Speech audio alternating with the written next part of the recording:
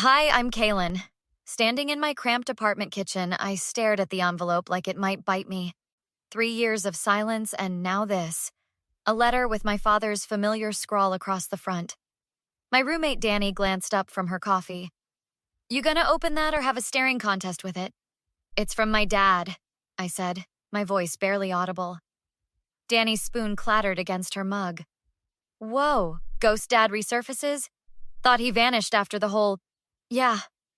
I cut her off, sliding my finger under the seal. 3 years of nothing, and suddenly, he remembers I exist. I unfolded the letter, scanning its contents. My hands began to shake. Kaylin, you look like you've seen a ghost, Danny said, setting her mug down. He's selling Grandma's house, I whispered. The one she promised would come to me. Danny crossed the room, reading over my shoulder. Wait, can he even do that? Didn't your grandma leave it to you in her will? That's just it, I said, pointing to the paragraph that had turned my blood to ice. According to this, he had power of attorney before she died. He claims he redirected her assets to help with his business ventures. He stole your inheritance? That's messed up, Danny said, eyes widening. The letter continued with a hollow apology and a pathetic offer of 10% from the sale. A gesture of goodwill, he called it. The phone rang, startling us both. I answered to hear my cousin Mara's voice, uncharacteristically frantic. Did you get a letter? Tell me you got one too, she demanded. About Grandma's house? Yeah, just now. Not just the house, Kaylin. Everything. The savings bonds, the antiques, her jewelry collection. It's all gone. Uncle Thomas liquidated everything. My knees weakened. What? She had separate trusts for each of us. He couldn't touch those. Well, he did. I called Aunt Patricia and she's freaking out too. Apparently he forged documents or something. I don't know the details yet. I sank into a chair. Does Marcus know? Our older cousin had been closest to Grandma. I called him first. He's already talking to a lawyer friend of his.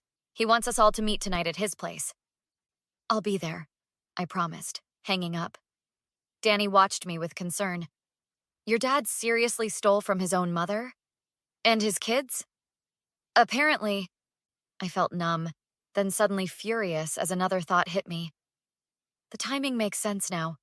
He disappeared right after Grandma's funeral. Must have been busy covering his tracks. My phone buzzed with a text from my brother Aaron. Just got Dad's letter. Call me ASAP. I need to call Aaron, I told Danny, already dialing. He answered immediately. This is insane, Cal. I know. Did you talk to Mara or Marcus? Both. Marcus is on fire. Says Dad committed elder abuse and fraud. We're meeting at Marcus's tonight, I said. Can you make it? Wouldn't miss it. Hey, wait. There's something else you should know. Dad's back in town. I saw him yesterday at that cafe near his old office. My stomach clenched. After 3 years, he just shows up and acts like nothing happened? While he's selling off our inheritance behind our backs?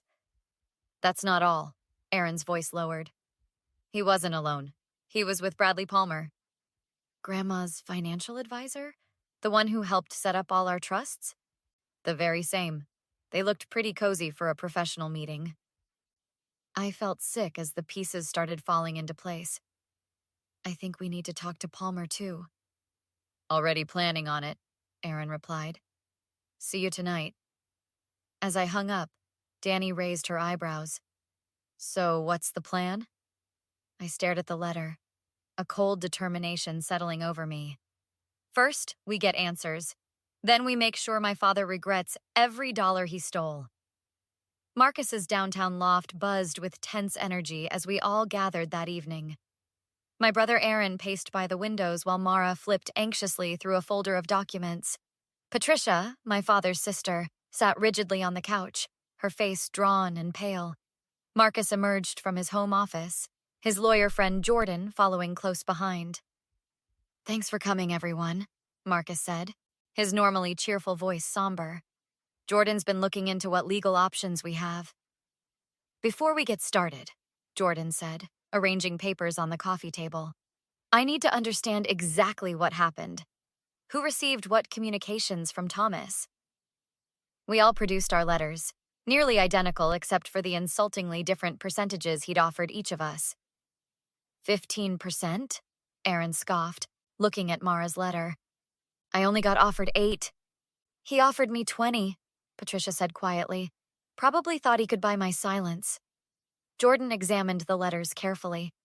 These offers themselves are admission that he knows these assets weren't his to sell. That works in our favor. Can we stop him from selling Grandma's house?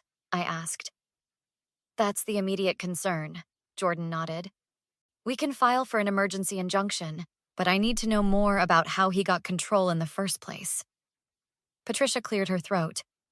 I might have some insight. Mom, your grandmother, had a stroke 2 months before she died. Thomas convinced her she needed help managing her affairs while she recovered. And she trusted him, Marcus said bitterly. We all did, Patricia replied, her voice breaking. I found this in my old emails. It's from Bradley Palmer, confirming the power of attorney arrangement. She handed her phone to Jordan, who read it with narrowed eyes. This is dated 3 weeks before your grandmother died, Jordan said. But the house sale contract I reviewed is dated just 2 days after her death. That's suspiciously fast. Palmer had to be involved, Aaron said. There's no way Dad could navigate all this financial maneuvering on his own. I actually spoke with Palmer this afternoon, I admitted, drawing everyone's attention. He claimed everything was done legally, but he seemed nervous when I mentioned getting lawyers involved. What exactly did he say? Jordan asked, leaning forward. He kept repeating that he only followed client instructions and that Thomas assured him everyone was in agreement. Classic deflection, Jordan noted. He's covering himself. Marcus's phone rang, and he stepped away to answer. When he returned, his expression was grim but determined. That was my friend at the county records office, he said. The power of attorney document has some issues. The notary whose stamp appears on it doesn't exist. A shocked silence fell over the room. So it's forged? Mara asked. Almost certainly, Marcus replied. And that changes everything. We need to confront Dad directly, Aaron said, standing up. Get him to admit what he did. Patricia shook her head. Thomas won't confess to anything. He'll just spin more lies. Then we don't tip our hand, I said, an idea forming. We approach him like we're accepting his offers, get him talking, and record everything. Jordan held up a cautionary hand. Be careful about recordings. Depending on where you do it, you might need his consent for it to be admissible. What about getting Palmer to flip on him? Mara suggested. He seemed nervous when Kaylin talked to him. Maybe he doesn't want to go down for this. Marcus nodded slowly. That might work. Palmer has a reputation to protect. If we approach him with evidence of forgery, he might cooperate to save himself. So we have 2 tracks, I summarized. Get evidence from Palmer and set up a meeting with Dad where we can get him to incriminate himself. I want to be there when you confront Thomas, Patricia said firmly. He needs to know that his own sister won't stand for this. We move fast, Jordan advised, before he can finalize any sales. As everyone discussed logistics, I felt a steely resolve replace my initial shock. My father had betrayed not just me, but everyone in this room, his own family. And for what? Money he didn't earn or deserve. He won't get away with this, I promised quietly. Not this time. The restaurant my father had chosen for our reconciliation dinner was upscale and public, his attempt to prevent a scene. Little did he know that worked perfectly for our plan. I arrived first, securing a corner table with Aaron and Mara at the bar keeping watch. When my father walked in, he looked exactly as I remembered. Confident, well-dressed, not a hint of guilt on his face. The sight of him made my stomach turn. Kaylin, he smiled, reaching for a hug I didn't reciprocate. You look wonderful. Save it, Dad, I said as he took his seat. Let's not pretend this is a happy reunion. His smile faltered slightly. I understand you're upset about the house. That's why I wanted to meet, to explain my reasoning. I'm all ears, I replied, activating the recording app on my phone under the table. Your grandmother's estate was more complicated than you realize, he began, his tone patronizing. There were taxes, debts, investment losses, issues I had to address quickly. Funny how none of that was mentioned in her will, I countered. The will that specifically left the house to me. He sighed dramatically. Wills can be outdated. Mom gave me power of attorney to make these decisions. Right after her stroke? When she could barely speak?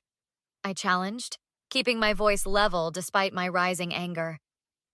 She knew what she was doing, he insisted, looking uncomfortable. The point is, I'm trying to be fair now. 10% is generous considering… Considering what? I interrupted. Considering you stole everything she intended for us? His eyes hardened. Watch your accusations, Kaylin. Everything I did was legal. Including the forged power of attorney document? The color drained from his face. What are you talking about? The notary who supposedly witnessed Grandma's signature doesn't exist, Dad. We checked. He recovered quickly, forcing a laugh. That's ridiculous. Palmer handled all the paperwork. If there's any irregularity, it's on him. How convenient, I remarked. Blame the advisor who, by the way, has already spoken with the authorities. This was a bluff, but my father didn't know that. Palmer wouldn't say anything because there's nothing to say, he insisted, though I noticed his fingers tapping nervously on the table. On cue, Patricia approached our table. The shock on my father's face was almost worth everything he'd put us through. Hello, Thomas, she said coldly, taking the empty seat beside me. Patricia, he managed. What are you doing here? Supporting my niece, she replied, and asking my brother how he could steal from his own mother and children. This is a private conversation, he hissed. You have no right. I have every right, Patricia cut him off. Mom trusted you to care for her in her final months, and you betrayed that trust. Marcus and Aaron joined us now, surrounding the table. This is an ambush, my father said, attempting to stand. Aaron placed a firm hand on his shoulder. Sit down, Dad. We're just getting started. I don't have to listen to this, he snarled, shrugging off Aaron's hand. Actually, you do, Marcus said, sliding a document across the table. This is a temporary injunction against the sale of any assets from grandmother's estate. The judge approved it this afternoon. My father's face contorted with rage. You ungrateful brats. After everything I've done… What exactly have you done? I challenged. Disappear for 3 years? Steal our inheritance? Forge legal documents? You can't prove anything, he spat. Bradley Palmer seems to think otherwise, Marcus replied calmly. He's been very cooperative since learning about the forgery investigation. My father's composure finally shattered. Palmer's a coward! He knew exactly what we were doing. The admission hung in the air. Aaron smiled grimly as he held up his phone. Thanks for confirming that, Dad. The police will be interested to hear it. You're recording me? He demanded, lunging for Aaron's phone. The commotion drew attention from nearby tables as my father knocked over a water glass. You little backstabbers, he seethed, pointing at each of us. You think you can come after me? I'll fight this every step of the way. You'll never see a penny. This isn't about money, I said firmly. It's about justice. Justice? He laughed bitterly. You want justice? I'll show you justice. I'll bury you in legal fees until there's nothing left of your precious inheritance. Patricia stood, dignified, despite her brother's outburst.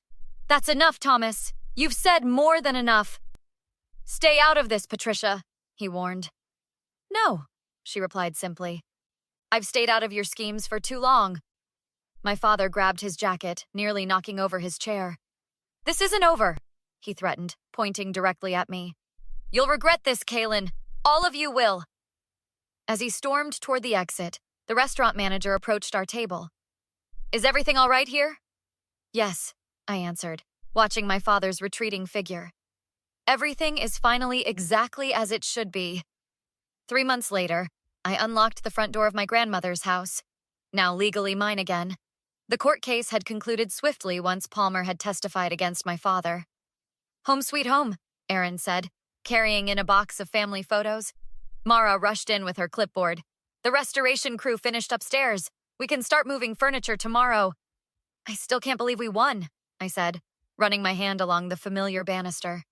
Believe it, Marcus replied, handing me an official-looking envelope. The judge's final order.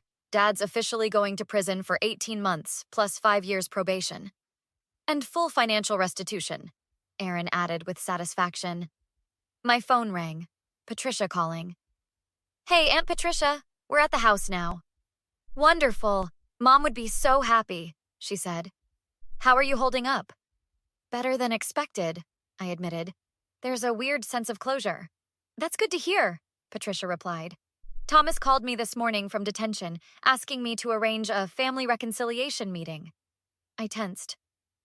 What did you tell him? That he made his choices and now he's facing the consequences. After hanging up, we gathered on the porch, the same one where Grandma used to tell us stories on summer evenings. A car pulled into the driveway. My father's former business partner, Michael. Sorry to intrude, he said, approaching hesitantly. I brought some things Thomas asked me to deliver to you. He handed me a thick envelope of old photos and a sealed letter. He's very sorry, Kaylin, Michael ventured. He wants to make amends when he gets out. Aaron laughed bitterly. 3 years of silence, stealing our inheritance, and now he's sorry? That's not going to happen, I said firmly, handing the unopened letter back to Michael. Tell him I said no. Some betrayals can't be forgiven. I understand, Michael nodded. For what it's worth, I think he finally realizes what he's lost. That was his choice, Marcus stated, not ours. After Michael left, Danny arrived with takeout dinner. So your dad tried the apology route? Classic? Too little, too late, I said, surprised by my own certainty. I don't hate him anymore. I just don't want him in my life. Later that evening, as everyone else headed home, I sat alone on Grandma's porch swing watching the sunset. My phone buzzed. The prison communication system. My father wanted to schedule a visit. I deleted the message without responding, then turned off my phone. For some, revenge means making the other person suffer. For me, it was simpler. Justice, boundaries, and moving forward. My father had made his choices. Now I was making mine. Sitting there in the house that was rightfully mine, surrounded by memories of the woman who had truly loved me, I felt at peace for the first time in years. Have you ever had to stand up to someone who betrayed your trust? What did you do? Let me know in the comments below, and don't forget to like and subscribe for more stories about family, justice, and moving forward.